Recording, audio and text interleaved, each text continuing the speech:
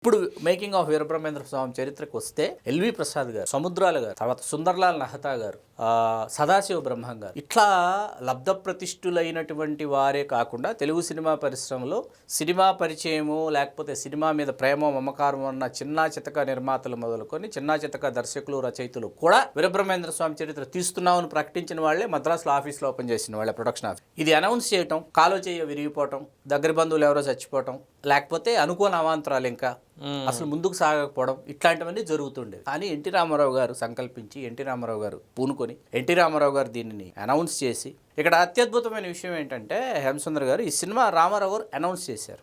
చేసిన తర్వాత ఫోటో కానీ గెటప్ కానీ ఈ సినిమాకి సంబంధించిన విషయాలు కానీ విశేషాలు కానీ ఏవి లీక్ కాలేదు. చాలా లో ప్రొఫైల్గా పిక్చరైజేషన్ జరిగింది. షూటింగ్ ఎక్కడ జరుగుతోంది, ఎప్పుడు జరుగుతోంది, ఆర్టిస్టులు ఎవరు, అన్నీ చాలా లో ప్రొఫైల్ మెయింటైన్ చేస్తూ తీస్తున్నారంట, అవుతోందంట, ఒక షెడ్యూల్ అయిందంట, రామారావు గారికి సంతృప్తికరంగా ఫలానా ఎపిసోడ్ రాలేదంట, వచ్చేంతవరకు ఇంకా తీస్తారంట,